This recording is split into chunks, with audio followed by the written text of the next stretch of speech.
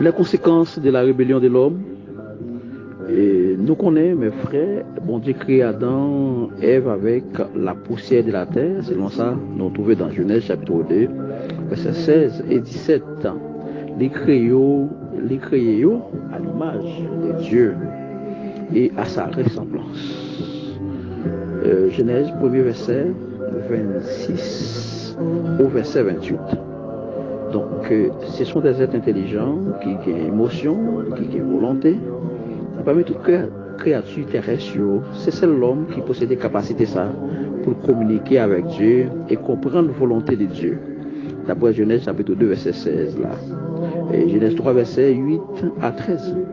Bon Dieu t'a baillé l'ordre à l'homme et qu'il t'a créé, il a une responsabilité de gérer la terre. C'est-à-dire l'homme, c'est lui-même qui doit administrer la terre. Genèse 1 verset 26 et Genèse 28. Psaume 8 verset 3 à 9.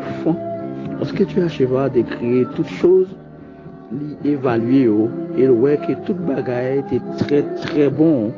Genèse 1 verset 31. Bon Dieu, toute bagaille très bon. Bon Dieu pas créé un rien mauvais, mes frères. Tout ça, bon Dieu créé, il est bon et c'est pourquoi il est servi, il est au service de l'homme. Parce que bon Dieu créé avant l'homme, c'est pour besoin de l'homme. Qu'est-ce que bon Dieu devait faire avec ça? Il devait montrer souveraineté sur toute la terre. Il exigeait à Adam et à Ève l'obéissance à certaines règles. D'après Genèse chapitre 2, verset 16, 17, Dieu exigeait juste pour eux si les hommes t'a reconnaître l'autorité et choisi de soumettre devant. Et est-ce que l'homme a obéi bon Dieu ou l'homme a choisi pour nous faire volonté bon Dieu mais pour ne pas faire comme Satan et ange qui t'a accompagné lui. Bon Dieu pas choisi presser l'homme, torturer l'homme ou faire pression sur l'homme pour l'obéir. C'est pas parce que mon Dieu n'est pas capable, il était capable.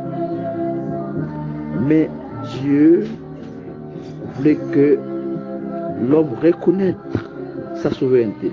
Ça veut dire, étant créé comme un être intelligent, eh bien, ça a doté de l'homme une certaine capacité pour le réfléchir, pour le choisir. Et ensuite, ça balaye une responsabilité. Et responsabilité ça, devant le tribunal, devant la justice de Dieu, l'homme ne peut pas passer outre. Ça ne peut pas passer inaperçu. C'est ainsi, mes frères, l'homme prend un piège Satan. Peu de temps après la création, Satan par ruse lui entrer dans la création. Il tentait Adam et Ève, il encourageait pour rebeller contre Dieu et contre sa souveraineté. Genèse chapitre 3, verset 1 à 5.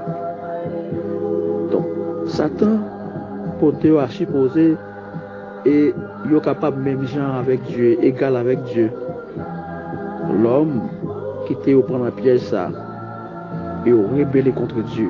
Genèse 3, verset 6. À cause des péchés ça, qui commettent dans le jardin de l'homme, jardin d'Éden par l'homme, bon Dieu prononçait jugement sur Satan, sur Ève, sur Adam et toute la terre. Genèse 3, verset 14, 19. Elle dit, toute la terre maudit à cause de l'homme. Mes frères et sœurs, les conséquences de la rébellion de l'homme, il y a au nombre de 6 dans le jardin lorsque l'homme a péché. Nature l'homme l'a changé. Au moment que l'homme, Adam et Ève, commettent péché ça, ils mourent spirituellement. Genèse 2, verset 16, 17. C'est-à-dire, ils ont peur de la voix de Dieu. Ils essayaient de fuir la présence de Dieu en cherchant à se couvrir. Ils ont perdu contact avec Dieu. Ils viennent devenir ennemis de Dieu. Romains 8, verset 7. Romains 5, verset 10. Colossiens 1er, verset 21. L'homme par sa nature adamique, est ennemi de Dieu. C'est pourquoi l'apôtre Paul, par l'esprit guidé, nous dit que car tous ont péché et sont privés de la gloire de Dieu. Nous sommes ennemis de Dieu. Deuxième conséquence du péché, c'est conséquence de la rébellion de l'homme, le corps de l'homme a changé. Le corps de l'homme commençait à affaiblir jusqu'à ce qu'il descende dans ses cailles. Genèse 3, 19, Genèse 5, verset 5, Romains 5, verset 12, Hébreux chapitre 9, le verset 27.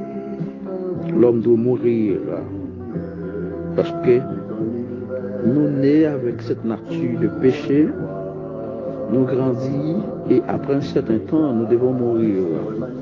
L'homme n'est pas capable de rester encore ça pour vivre dans la présence de Dieu parce que nous avons perdu la gloire de Dieu. C'est pourquoi Isaïe, dans Isaïe chapitre 6, dans sa vision, il a contemplé le roi de gloire sur son trône. Isaïe dit, moi perdu. Comment ça, mon Dieu fait? Les purifier avec un percette qui dépend une pierre ardente, une pierre rouge au feu pour te purifier les lèvres. Ça veut dire que nous n'avons pas aucune capacité pour nous capables de faire bon Dieu plaisir dans ça n'a posé comme action. Mais comment bon Dieu faire acheter nous? C'est pas la grâce. Bon Dieu tout simplement fait nos grâces.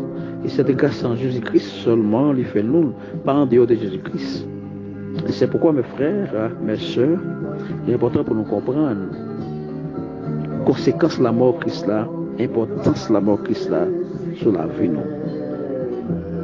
La troisième condition de conséquence de l'homme, la condition du travail de l'homme a changé. L'homme n'est pas capable de gérer la terre sans qu'il n'ait pas éprouvé des tracas, éprouvé des difficultés. La terre est un problème dans l'homme. Genèse chapitre 3, verset 17, 19, Hébreux chapitre 2, le verset 5 au 8. Et quatrième conséquence de la rébellion de l'homme, les milliers côté l'homme a évolué, lui-même il change également. L'atmosphère, la température a changé. Il y a des zones où pas qu'à vivre tellement qu'il fait fret. Il y a des zones où pas qu'à vivre tellement il fait chaud. Au Canada, ça environ 500 personnes qui sont morts là.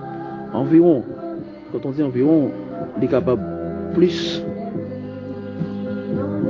Alors mes frères, milliers a venu changer. Toute la terre était très bonne. Genèse 3, 17, 18. Maintenant, après le péché, la terre vient devenir corrompue. Romains chapitre 8, verset 19, au verset 22. Et cinquième conséquence de la rébellion ou le péché de l'homme, les hommes n'avaient plus de loyauté. L'homme vient totalement corrompu. L'homme choisit pour quitter le royaume mondial pour passer dans le royaume Satan. Nous savons que Satan n'est pas loyal. Satan était loyal. Mais à cause de rébellion, à cause des orgueils qui étaient montés dans le cœur, et finalement, il est tombé en désuétude. L'homme soumis, l'homme tombé dans le même état. Lorsque nous regardons 2 Corinthiens chapitre 6, les versets 14 et 15, nous pouvons joindre une provision pour éclaircir nous sur la perte de loyauté de l'homme. Chaque enfant de ces premiers hommes du jardin d'Éden naît avec un certain penchant vers ce qui est mal. C'est-à-dire chaque monde qui n'a pas ça, nous naît avec un penchant, un sentiment pour nous faire bagaille qui mal, une disposition pour nous commettre péché. Même j'avais parents, mes frères et sœurs, pas de différence.